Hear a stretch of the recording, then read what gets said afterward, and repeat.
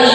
Sebelum kita melanjutkan pembahasan, saya ingin menyampaikan beberapa hal terkait dengan situasi gizi pada Provinsi Sanubari ini yang sangat menunjukkan kondisi sangat memprihatinkan.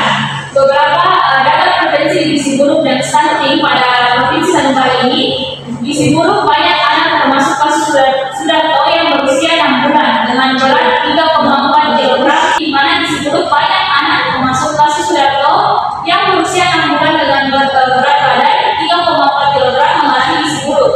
Hanya 20% ibu yang memberikan ASI eksklusif yang berkontribusi pada rendahnya status gizi anak. Adapun kasus stunting, di mana tingkat stunting di provinsi ini sangatlah tinggi dengan banyak anak menderita masalah gizi yang berkepanjangan.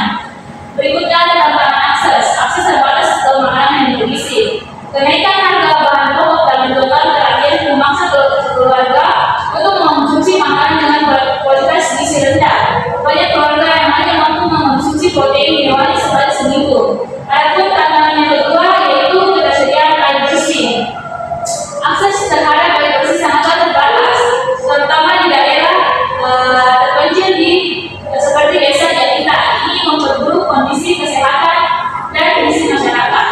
Baik, saya dari Koordinator Aksi Cepat Tepat dalam organisasi LSM. Organisasi kami memiliki kapasitas untuk mendukung distribusi masker kit, dan hygiene kit untuk membantu meringankan beban keluarga di lapangan. Kami juga telah siap untuk memobilisasi konselokasi dan memiliki staf terlatih yang dapat melakukan kaji cepat multisektor untuk analisis kebutuhan bersama. Nah, pertanyaan kami yaitu apa rencana terkait dengan pelaksanaan pengkajian cepat gizi di daerah terdampak dan bagaimana mitra klaster seperti kami dapat terlibat dalam proses ini. Baik, terima kasih atas semuanya. Untuk pengkajian cepat gizi, kami berencana untuk melakukan penilaian gizi di lapangan untuk mengidentifikasi masalah-masalah gizi yang paling mendesak, terutama di kalangan ibu hamil, balita, dan kelompok rentan lainnya. Kami juga akan menggunakan data yang ada di Puskesmas dan Posyandu untuk memulai melakukan survei di lapangan untuk memastikan cakupan yang lebih luas. Selanjutnya, bagaimana dengan survei gizi lainnya? Terima kasih koordinator kami dari DSM Umat siap untuk mendukung program gizi pada masa tanggap darurat ini. Dengan beberapa langkah konkret, kami memiliki kapasitas untuk menyediakan pendampingan teknis, dukungan teknis, dan dukungan dana dan lahan untuk pelaksanaan dapur anti ASI. Kami menyadari bahwa keberhasilan kegiatan ini sangat bergantung pada ketersediaan tenaga lokal, baik dari dinas setempat maupun dari masyarakat itu sendiri untuk mengelola dapur anti ASI. Untuk mendukung hal ini, kami juga akan melakukan distribusi bahan makanan kepada keluarga-keluarga yang membutuhkan dengan fokus pada ibu hamil, balita, dan kelompok rentan lainnya. Selain itu, kami akan memobilisasi konselor ASI untuk mendukung ibu-ibu yang menyusui dan memastikan mereka memperoleh informasi serta dukungan yang tepat mengenai pemberian ASI. Bagaimana koordinator? Baik, bagaimana dengan situasi gizi lainnya? Terima kasih koordinator. Saya dari perwakilan dari tim Gerak Cepat. Kami baru saja menerima instruksi dari Kementerian terkait distribusi PMT untuk ibu hamil dan balita di Provinsi Sanubari. Untuk ibu hamil, kita akan mengirimkan 2,81 ton PMT dan untuk balita sebanyak 3 ton PMT. Saya ingin memastikan kita semua sudah siap dengan rencana distribusi. Dan data penerima akan diperbarui setiap hari dari Posyandu dan Puskesmas setempat. Kami juga akan mengirimkan tim untuk penyuluhan gizi di beberapa titik distribusi agar bantuan bisa digunakan dengan baik oleh ibu hamil dan balita. Mungkin itu saja moderator dari tim Gerak Cepat. Terima kasih atas usulannya. Selanjutnya saya melihat dari sektor gizi berikutnya. Baik, di sini saya perwakilan dari bencana dan SDM. Di sini kami dari bencana akan membawa kebun bayi dan susu kebun yang saat ini sudah siap untuk dibagikan ke pengungsian. Kami sadar bahwa kebutuhan gizi bayi dan balita sangat penting, terutama dalam situasi darurat seperti saat ini. Dan kami berharap kontribusi ini dapat membantu memenuhi sebagian kebutuhan mereka. Kemudian kami juga memiliki kelompok relawan yang siap membantu dalam kegiatan surveillance dan kaji cepat tanpa bencana.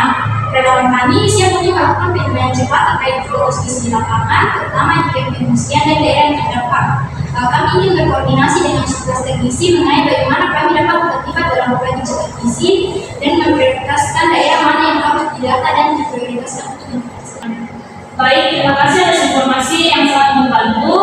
Guru bayi dan siswa adalah dukungan yang sangat dibutuhkan, terutama untuk balita dan bayi yang berada di dalam pengungsian. Mengenai kaji cepat dampak bencana, kita akan membutuhkan data yang cepat dan akurat untuk menilai kondisi gizi masyarakat. Dan kami akan memastikan dalam survei di area yang paling terdampak dan memiliki kepadanan pengungsi yang tinggi. Selanjutnya, bagaimana dengan survei berikutnya? Baik, di sini saya dari Persagi melakukan perencanaan menyediakan konselor, kemudian menyediakan pendamping puskesmas sebanyak 6 orang. Untuk perencanaan di sini kami melakukan yang pertama ada pemilihan dan edukasi gizi. Persagi berperan dalam memberikan edukasi kepada korban dan relawan tentang pentingnya konsumsi makanan bergizi meskipun dalam kondisi darurat. Yang kedua, kami melaksanakan pengelolaan pangan di posko pengungsian. Jadi tim dari Persagi ini membantu mengelola distribusi makanan di dapur atau posko pengungsian agar makanan yang diberikan tidak hanya mencukupi kalori, tetapi juga memiliki keseimbangan nutrisi. Yang ketiga ada pemantauan status gizi korban bencana. Peran Persagi adalah melakukan pemantauan status gizi korban bencana termasuk identifikasi masalah gizi, malnutrisi akut, kurang gizi atau gizi buruk. Selanjutnya ada pemberian sumber gizi. Dalam situasi bencana, kelompok rentan seperti wanita, ibu hamil dan lansia seringkali membutuhkan asupan gizi tambahan. Adapun kolaborasi dengan tim medis dan pihak terkait, Persagi juga dapat bekerjasama dengan tenaga medis lainnya dalam memberikan perawatan yang terkait dalam masalah gizi. Yang terakhir adalah advokasi kebijakan gizi. Persagi memiliki peran dalam mengadvokasi kebijakan gizi dalam situasi bencana baik di tingkat lokal maupun nasional.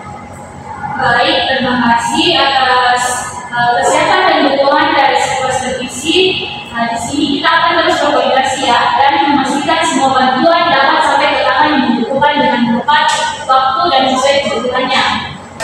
Mungkin cukup pertemuan kali ini. Terima kasih atas kehadirannya semua. Saya tutup. Wassalamualaikum warahmatullahi wabarakatuh. Waalaikumsalam warahmatullahi wabarakatuh.